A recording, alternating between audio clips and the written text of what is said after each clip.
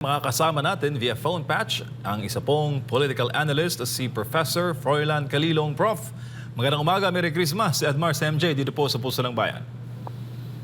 Yes, good morning, Edmar. Good morning, MJ. At Merry Christmas din sa inyo. At thank you for having me again. Pang-Merry po ba yung mga nabalitaan po ninyo kaugnay sa mga ganap kahapon sa second day ng 2026 BICAM?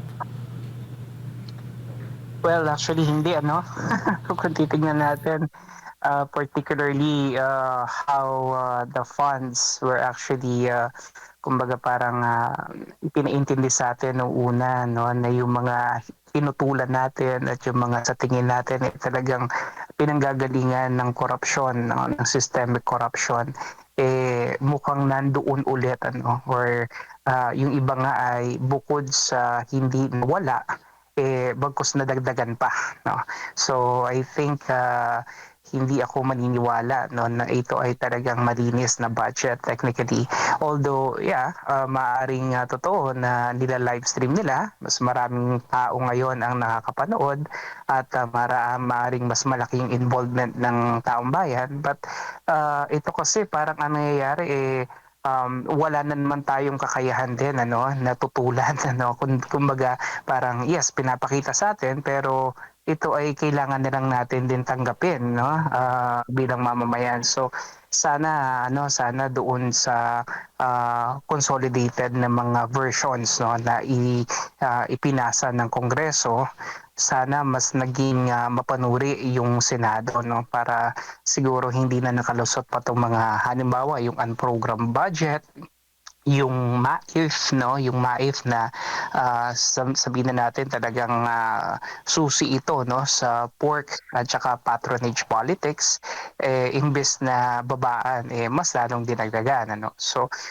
things like this, ano, medyo ito yung mga ilan sa tingin ko hindi katanggap-tanggap, although maganda na malaki yung budget ngayon para sa edukasyon, ano, and I think they were able to get the biggest budget, and ito naman talaga yung itinatadhana ng ating saligang batas.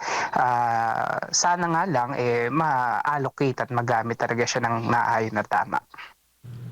Anong tingin mo sa Prof?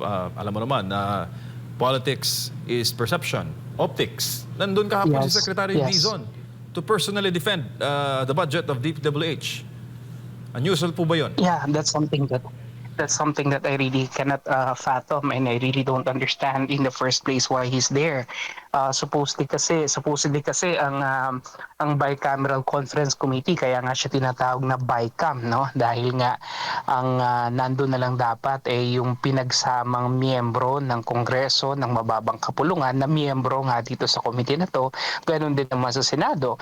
Pero hindi ko ubos maiisip bakit nandoon si Secretary Dizon, when in fact he already made his presence doon sa budget deliberation both in the Congress as well as in the Senate, and siguro kinakailangan maintindihan natin o maipaliwanag yan ng maayos kung anong ginagawa niya ron, when in fact it's supposed to be a session exclusively for members of the legislative, and not anymore for any cabinet official. Opo, lalo na sir, yung pinag-uusapan na budget, no, yung sa sinireklamo, no, na gusto ibalik yung budget ng DPWH na tinapyas ng mga senador, yun po yung sa CMPD reduction. Anong masasabi mo doon, Prof? Right. Well, iyan, no, para sa akin talagang ano nangyayari, parang parang dagdag bawas, no, and then kumbaga parang yung idea na pumapayag sila nung una, and then they would like to submit to the real intent and the right intent of the budget process, pero nitong huli mukhang may gusto pa silang gawin at meron pang gustong ihabol. And I think ito naman kung titingnan natin, the president could just simply ask, his secretary not to appear before and not to make any last minute changes to the budget, kasi this was already been approved previously. Pero ngayon mukhang gusto pa nilang habulin at may mga gusto pa silang idagdag, last minute changes, which again, minsan kasi it's the perception, tama kayo ron, na maaring hindi nga nila gagawin yung pagnanakaw, pero yung imahe at yung impression na naiiwan sa publiko na kung bakit pa kinakailangan magkaroon pa ng mga last minute changes, yun yung medyo mas nakakabahala, pero this is nothing new naman, dito sa gobyerno na to, dito sa administration na to. Yun nga lang ang nakakalungkot, that despite of greater scrutiny and despite of greater public involvement, mukhang ayaw pa rin nilang tumigil, mukhang para sa akin gusto pa rin nilang gawin yung mga ginawa nila nung mga nakaraang taon, mula 2022 hanggang 2025. Mukhang gusto pa rin nilang ituloy-tuloy pa rin, so para sa akin pagpapakita, ng pagkamanhid ng ating pamahalaan, at saka yung medyo may pagkagarapal na talaga yung kanilang kagustuhan na talagang makapagnakaw, and para sa ating mga kababayan, this certainly is not very good at all. Po, iwan natin ang public works budget. Dito tayo sa budget po para sa kalusugan. Marami po nagsasabi na dinoble ang funds ng MAIF o po yung guarantee letter. Alam mo naman sir, dadaan yan sa opisina ng mga politiko bago ka magbigyan ng Right. GL. Mayroon din po akong experience, personal experience na ganyan. Pero yung budget naman ng PhilHealth for 2026 ay kinalahati. So ang question ngayon, di ba talaga pwedeng doon na lang ibuhos ang lahat ng pondo sa PhilHealth bilang state insurer? Tanggalin na yung MAIF o yung guarantee letter para po mas maraming Yun nga mga po Pilipino ang pantay na makakuha ng health access. Yun nga po binabanggit ni Senator Loren Legarda, ang exact words niya about this is that in an ideal setup or in an ideal world, all of this budget should actually be funneled naman talaga sa PhilHealth, and the problem I believe is that yung ating Universal Healthcare Act, okay, is not yet in full swing in terms of implementation, mechanisms for effective dispensation ng functions. I think may kakulangan pa rin tayo dito sa personnel at sa technical capabilities. And also, I think we also have some problem with regards manpower, So, I think ito yung dahilan, kung bakit instead na idirekta sa PhilHealth, nangyayari pinapadaan pa sa mga kanya-kanyang mga mababatas na sa totoo lang po talagang nagagamit siya sa katiwalian, hindi lamang doon sa hindi lamang doon sa pagpapalaganap nga ng patronage politics na tinatawag natin, na kung saan nagkakaroon ng parang utang na loob, yung ating mga kababayan doon sa sa mga senador, congressman na to, na sa totoo lang hindi naman talaga sa kanila yung pondo na yon, sa kanila lamang pinapadaan. And then kung minsan pahirapan pa yung pagkuha, parang dadaan ka talaga sa butas ng karayom bago ka makakuha ng GL, and hindi naman din ganun kalaki kung minsan yung nagiging kabawasan, on the average 10,000, 20,000, depending pa rin yan, depende pa rin yan sa kung sino yung manghihingi ng GL, Syempre kung ikaw malapit doon sa congressman, doon sa senator, maaring mas mataas yung ibibigay sa yung GL, so hindi siya standardized.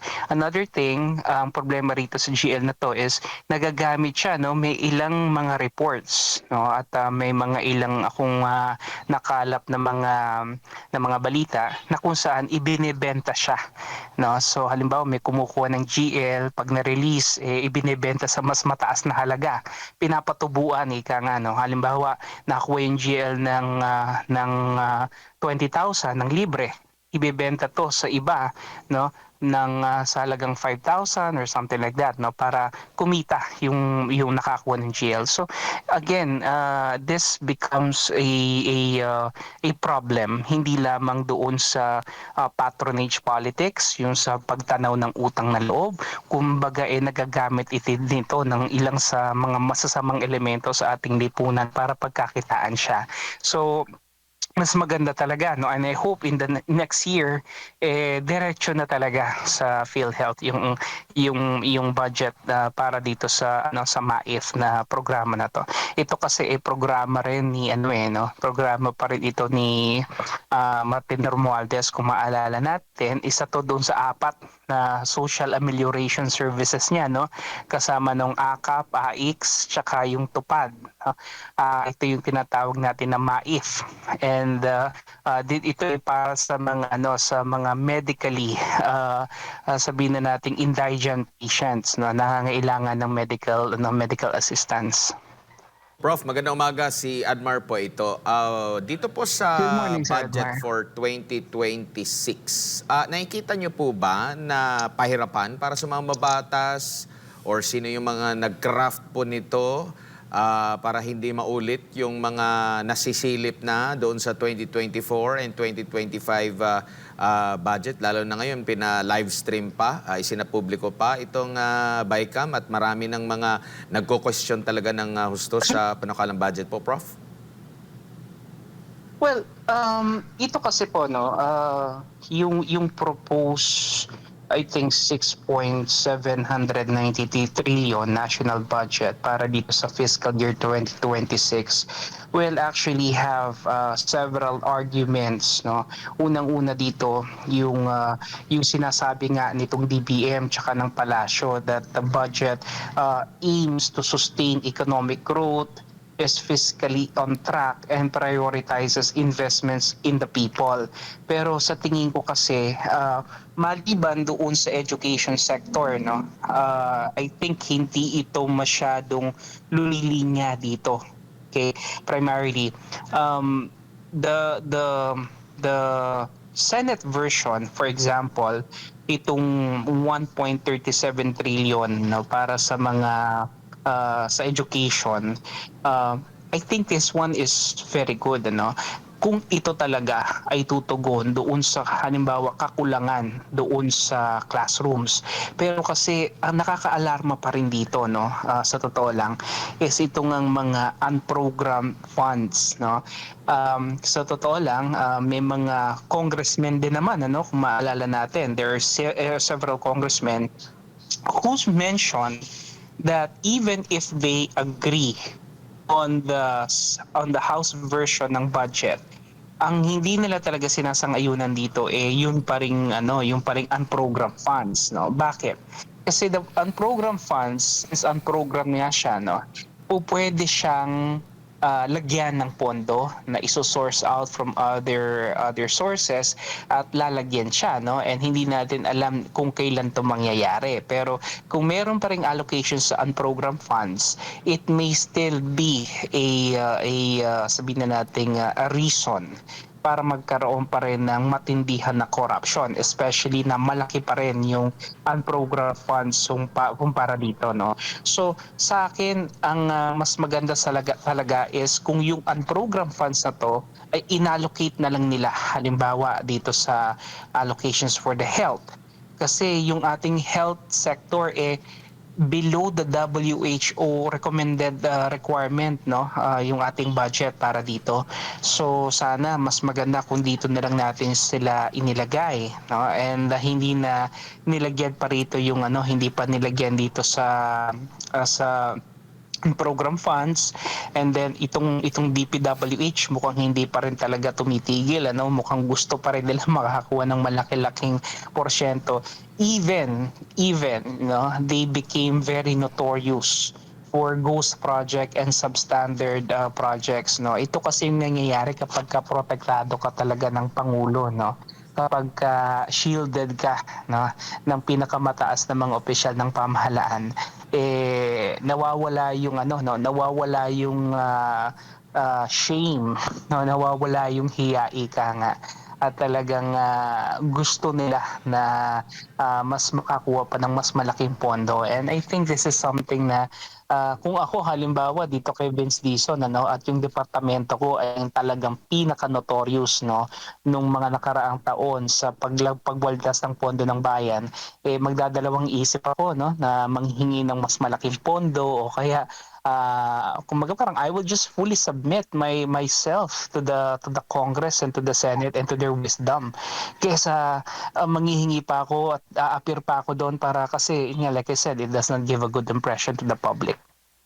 Opo, lagi na lang din po kasing nirarason, Prof, na maapektuhan ng proyekto. Kailangan ko ang budget na to, maapektuhan ng proyekto. Pero Yeah. still, every hingi nila ng budget, meron pa rin pong issue ng korupsyon. So kumbaga, kung hindi maninindigan dito ang atin pong Kongreso, lagi po silang madadamay sa issue po ng korupsyon. Kasi at the end of the day, sila din naman yung nag-aproba din po niyan. Exactly. Very good point. Kaya hindi natin po pwedeng masabi na itong corruption na to is solely a prerogative lang ng mga departamento, nung executive. Because at the end of the day, really, the Congress and the senators will definitely have a say on this. And though I think ito nga yung problema rito is that yes, they are actually live streaming the proceedings. Nagkakaroon tayo ng greater public participation kahit kasi napapanood natin. Pero ang tanong is, up to what extent are we empowered as a people to actually make the necessary changes dun sa budget? Kasi kung napapanood natin siya at nakikita natin na may mali at alam na natin na may mali, obviously, ano pa ba ang kaya natin gawin? Ano ba ang kaya nating sabihin? Pwede ba tayong mag-file ng petition as a people, as a public to the Supreme Court saying or make a case about the unconstitutionality again of this budget? Because if that happens, nagkakaroon tayo ng automatic reappropriation. Pero kasi alam nyo, sa punto kasi ngayon, ito ay minamadali na. Mahirap na yon para sa atin actually. And the way I'm seeing it, wala nang masyadong wala nang masyadong paggalaw o wala nang masyadong mga changes na mangyayari. I think motu proprio, ito ay pipirmahan ng Pangulo eventually. Kasi nga, this is one of the urgent measures that the President is really after. Alam niyo naman ang ating Pangulo, basta budget ang usapan, nagmamadali po siya talaga. Hindi mapipigil yan. Pero kung mga serbisyo para sa tao at mga, alam niyo na, mga mas mahalagang usapin, hindi niya po yan pinapansin. Yun ang po nakakalungkot talaga. Opo, pero nakikita nyo rin po ba na dapat na rin na magdesisyon ng Korte Suprema ukol doon sa pag-question sa 2025 budget po habang dinatalakay na, masyado na ring late din po kasi matatapos na rin po yung taon po. Prof, wala pang desisyon ukol doon. Ang recent decision lang na question is yung 2024. Doon pa nga lang sa sa PhilHealth, regarding PhilHealth issue. Pero marami pong may ilan doon sa mga Associate Justice na nagko-question sa kabuuan po ng 2024. Tingin nila unconstitutional ito. Dapat rin acted yung 2023 budget, Prof. Yeah, actually, ito rin ang hindi ko maintindihan din sa ating Korte Suprema, na medyo naantala o natatagalan sila doon sa kanilang decision regarding the unconstitutionality of the 2025 budget when in fact, it's just a document, May dokumento naman at pirmado to ng Pangulo at kailangan lang naman natin tingnan dito is yung consistency niya doon sa National Expenditure Program. Titingnan lang naman natin dito kung ano ba talaga yung mga insertions, kung alin dito sa mga insertions ito ang talagang naging proyekto, alin dito yung mga ghost projects, and then from there I think you could already make a good deduction and to arrive at a good decision as to whether or not the 2025 budget is really unconstitutional. Kasi nga, sa tingin ko dyan, kung nailabas nila yung decision that the 2025 budget was indeed unconstitutional, I think the Senate and the Congress will have more siguro sabihin na natin added layers no of accountability and siguro security dito sa budget na to kasi syempre matatakot sila no kasi nga kung ang naging decision sa 2025 budget is unconstitutional, syempre kung membro ka ng bicameral conference committee, you will really definitely be very certain dapat ano at sigurado ka dapat dun sa magagawin mo hakbang lalong-lalo na kung bago mo siya pirmahan. So kung ito ay nailabas, siguro mas naging maganda yung resulta nito no para sa ating 2026 budget, mas naging maingat, mas naging tapat, mas naging sigurado no na yung mga pagkakamali nung 2025 budget ay hindi na mailalagay dito kasi kung titingnan natin kung magbibigay ng desisyon ng Korte Suprema, point by point yan eh. They will be raising everything that they found to be very anomalous and unconstitutional. So kung ito ay meron ng desisyon ng Korte Suprema that this was ruled to be, let's say this one particular item was ruled to be unconstitutional, definitely in the next budget, hindi na nila yun ilalagay. Pero dahil nga wala yung ruling ng Korte Suprema, nandito pa rin, no? Yun yung medyo nakakalungkot no na sana napaaga yung kanilang pagbibigay para sana na-incorporate natin dito sa 2026 budget and maybe we could have had a better budget because the truth of the matter is I am not convinced at all that the 2026 budget is clean. It's definitely not like that. Now, with all this unprogrammed budget still, the pork is still there, the insertions I believe are still there. Hindi ako naniniwala. No? I'm not at all convinced that we have a clean budget for 2026. Opo, dito po sa recent decision ng Korte Suprema po, Prof, ano po yung tingin nyo dito? Restore ba ito or maglalaan ulit ng 20, return or restore? Prof, kasi debate rin ito eh. Tinanggalan noong 2024 pero ang ibang tax na naman ng taong bayan for 2026 doon na kukunin maraming nasasayangan, dagdag na sana ito na budget ng PhilHealth na marami pong makakabenepisyo, Prof. Yeah, actually, tama po yun. And besides, parang lalabas double taxation siya talaga, no? Actually, hindi ko nga alam kung nasaan na ba yung budget, no? I think I had one interview also with SMNI and we were actually deliberating, we were actually questioning kung nasaan na ba talaga yung 60 billion to start with, no? And if it was parked somewhere, we really don't know. If it is still there in the National Treasury, we don't know yet, ano? And despite of the ruling of the Supreme Court that it's unconstitutional and that they need to return it, mukhang wala pa rin konkretong action ngayon, ano? And I think ang worst case scenario here is that maybe, no, wag naman sana that the government is waiting for the enactment of the 2026 budget at doon nila kukuhanin yung i-return nila sa PhilHealth, no? If that will be the case, then again, naigisa na naman tayo sa sarili nating mantika at tayo bilang mamamayan talo na naman, no? Because the money that is supposed to be given to us, no, by virtue of this PhilHealth, the return of the PhilHealth funds was supposedly from the previous budget fiscal years, no?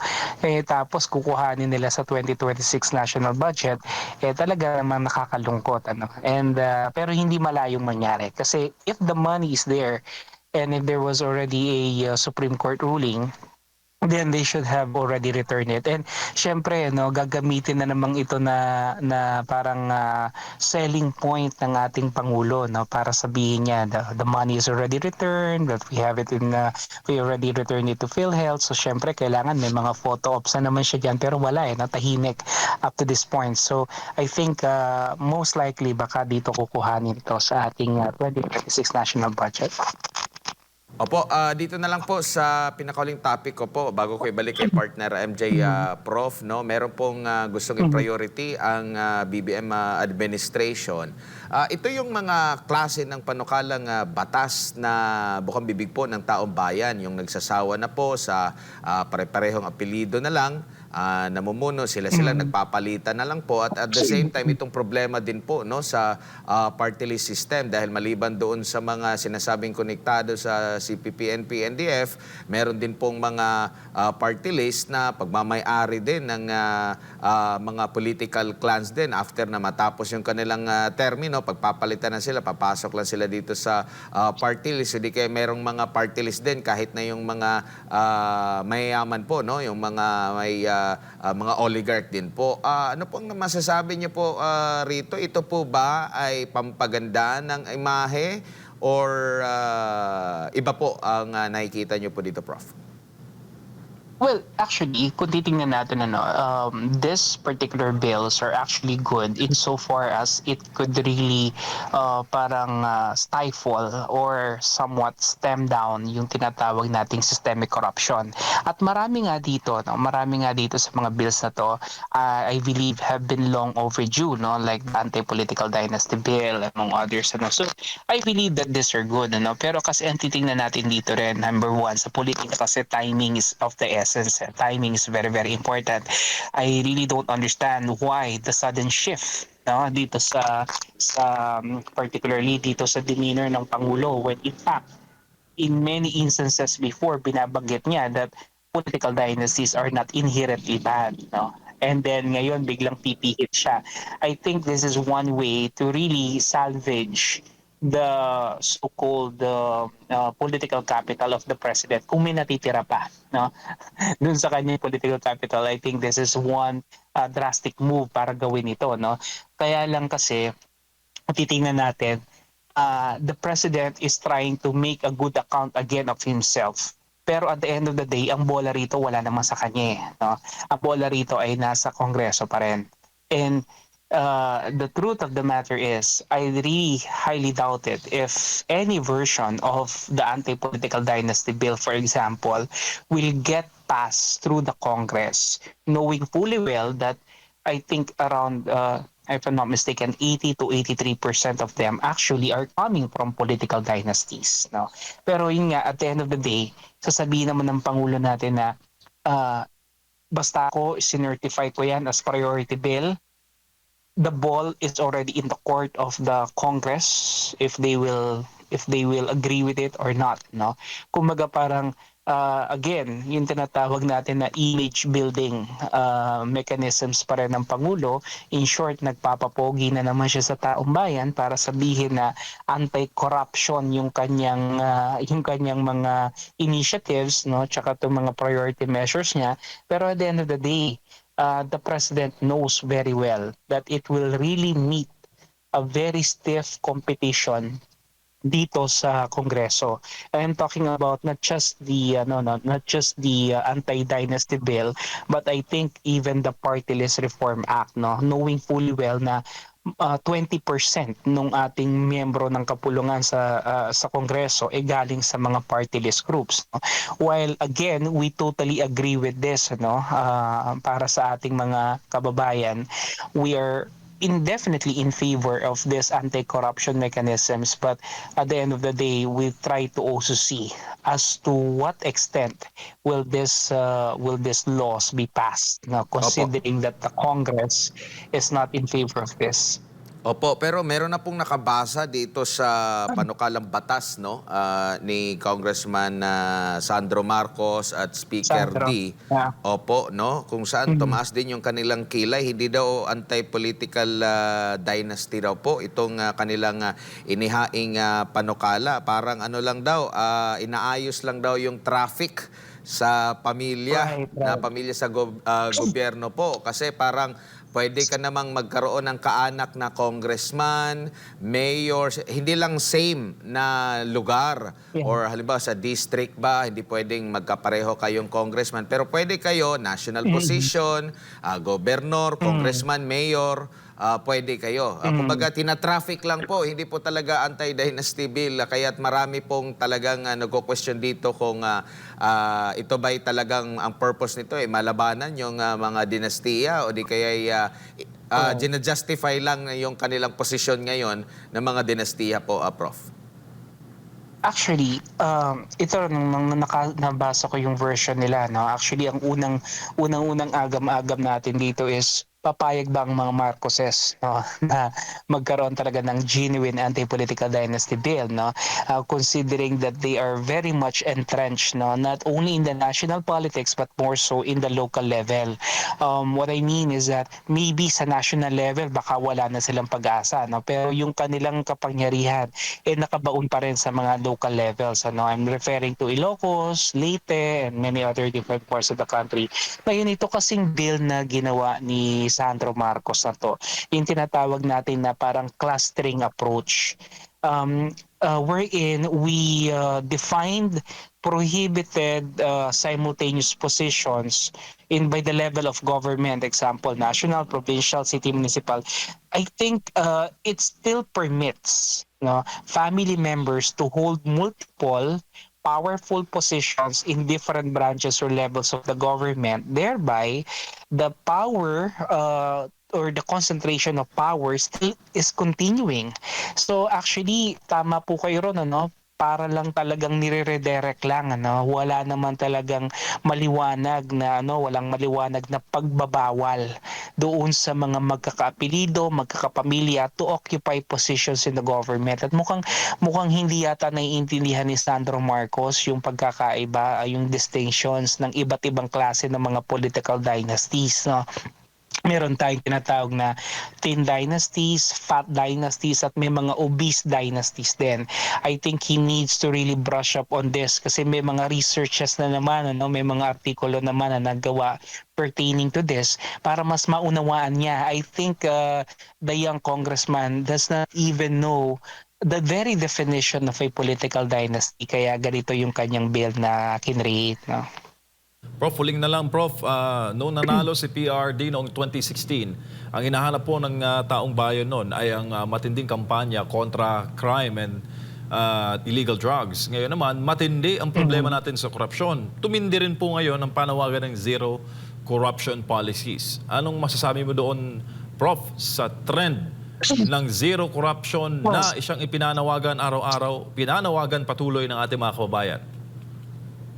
Well, very ironic, no, that we have a yun nga, no, na naniwala tayo dito sa inilatag sa atin ng 2022, no. Sabi ko nga, dalawa lang naman ang patutunguhan nito, no, is either redemption or revenge, no. Revenge dahil sa mga ginawa sa pamilya nila noong 1986, redemption dahil maaaring gusto nilang mayangat yung kanilang pangalan. Pero mukhang ang nangyayari rito, instead of redemption, I think is really more of revenge dahil nga yung mga ginawa nung kanyang ama, no, nung kanyang kapanahunan, hinigitan niya ng sobra-sobra in a span of 3 years, no. And I think ito yung dahilan kung bakit tayo nakadugmok ngayon, ano, bakit yung ating economic indicators are really bad, the economic situation is in a free fall at the moment. We don't know what's going to happen, especially next year. This leadership really has lost its moral compass and its ability to rule, no, competently. And yun ang nakakalungkot, ano, na despite of the fact na gusto natin zero corruption, the problem is yung corruption din naman is the very thing that fuels this administration. Ito yung nagbibigay buhay sa kanila, no? Sa aking pananaw, yung corruption ang siyang nagiging nagtutulak sa kanila para kahit paano ay magtrabaho pa rin at masabi na sila pa rin ay gumagalaw para sa gobyerno at para sa mas nakararaming tao. Pero I think more than the service delivery, it's really the money that they are getting from the government through systemic corruption that makes them, become part of this government still. At yun yung nakakalungkot because at the end of the day, tayo talaga bilang mamamayan ang pinagnanakawan dito. And in most cases, pinagnanakawan na nga tayo, pinagbumukha pa tayong tanga. Kaya mas nakakalungkot lalong-lalo na. Prof, maraming salamat po sa inyong panahon ngayong umaga at still, Merry Christmas po. Maraming po salamat. Umaasa po tayo ng isang Merry Christmas and a happier New Year na come next year. Salamat po at mabuhay po kayo.